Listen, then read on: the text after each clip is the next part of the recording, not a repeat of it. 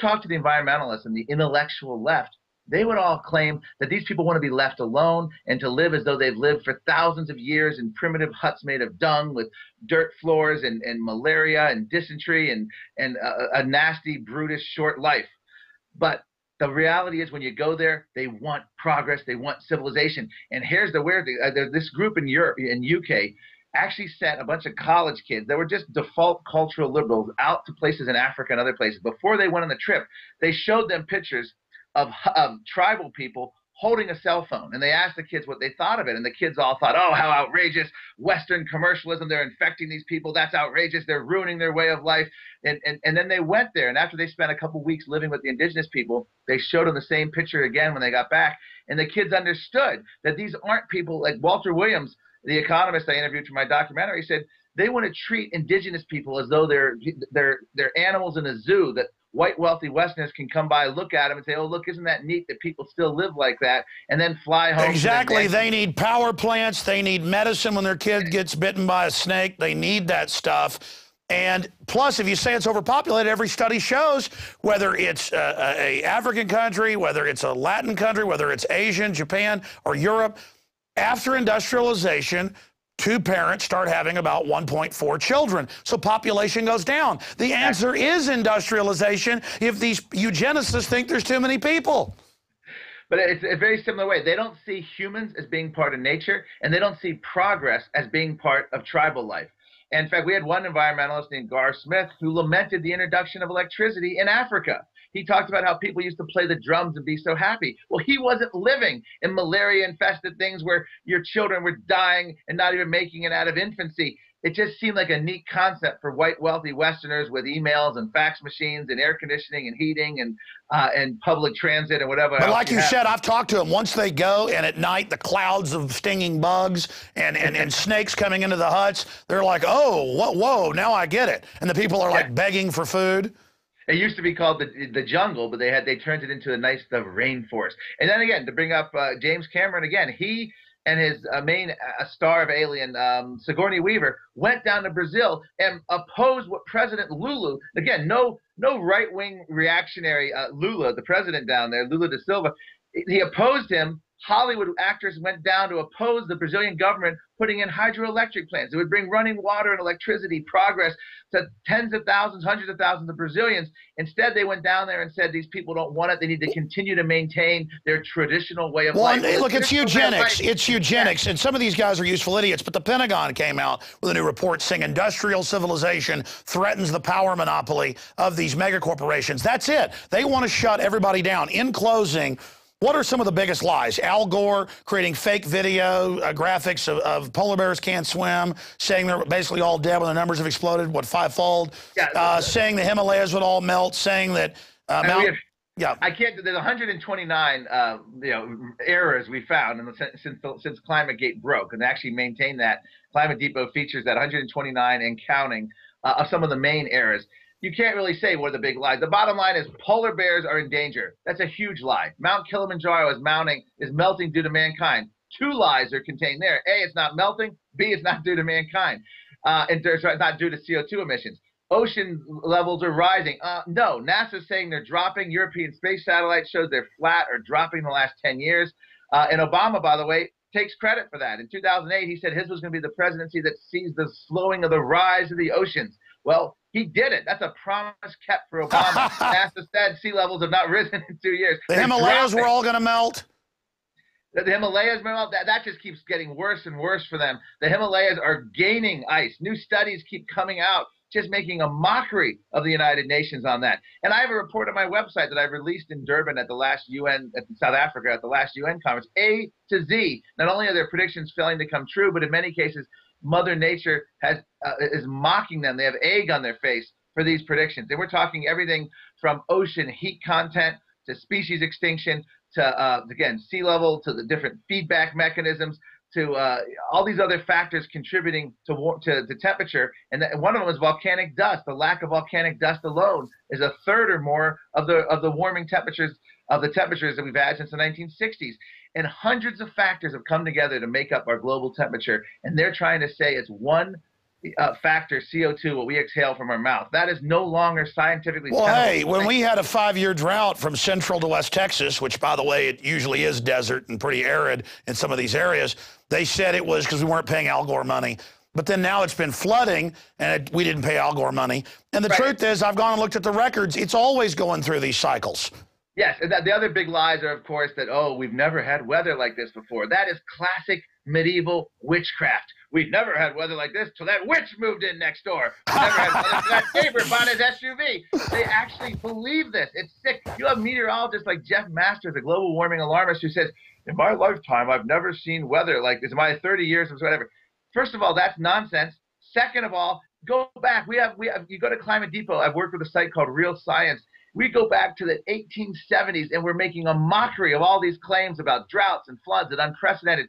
Big tornadoes have declined dramatically since the 1970s global cooling scare. Hurricanes, we're at 30, 40-year historic lows for hurricane activities, the longest period since before the Civil War, since landfalling hurricanes have hit the United States of any significance. This is one of the biggest mockeries. You name it, they're failing miserably. And this is why people like to bring it back to where we started. This is why people like James Lovelock, who now at age 92 is walking himself back from alarm.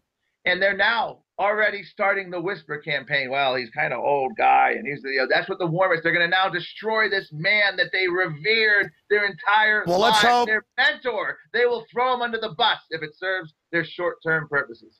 Well, Mark, let's hope they don't burn his house down, because he's now, I mean, let me throw you this curveball, and then we'll let you go. And I really appreciate your time today. Amazing in-depth report. We know that the science czar 3 years ago calls for drugging the water to sterilize us, John P. Holdren, in his book Ecoscience. We know he said he wants to geoengineer the Earth to save us from global warming, and they have been doing aluminum oxide, barium salt aircraft spraying test. We know that he's called now for doing all this to save us. Bill Gates is heavily investing and doing stuff.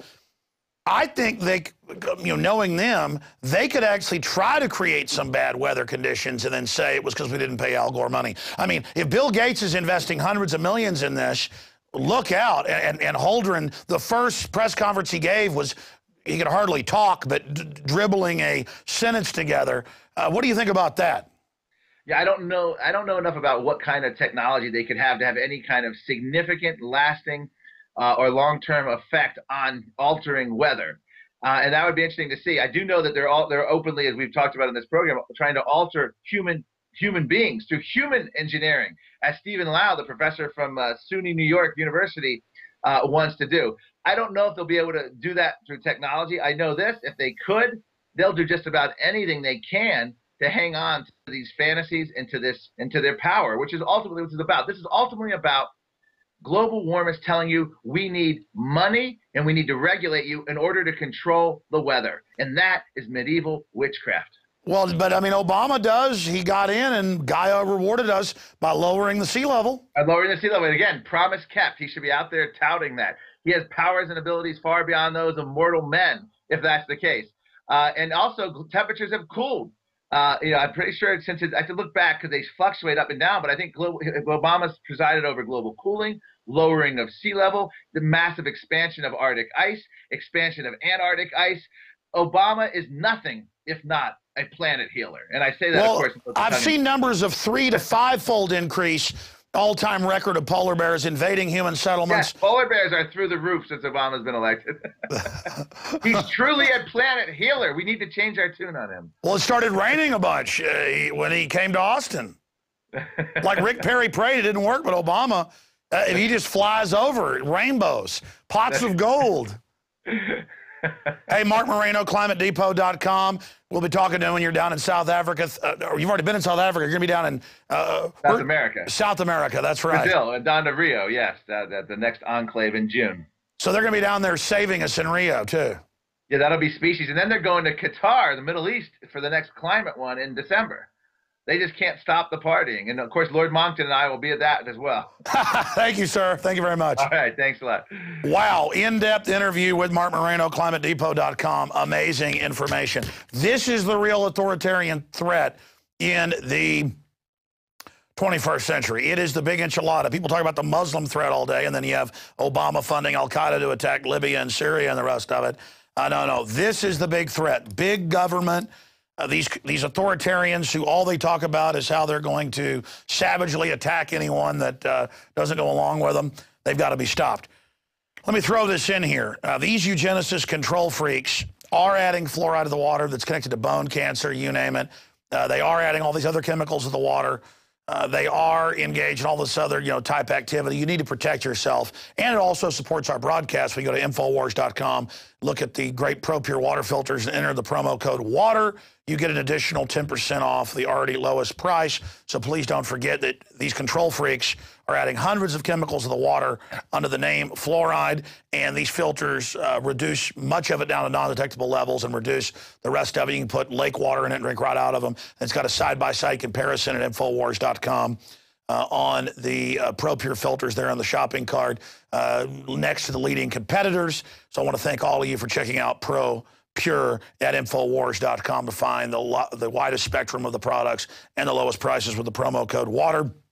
Also, don't forget here that you can subscribe to PrisonPlanet.tv, get all my films, my book, Paul Watson's book, the daily radio/TV show that's live, the nightly news, expanded extras that aren't on DVDs.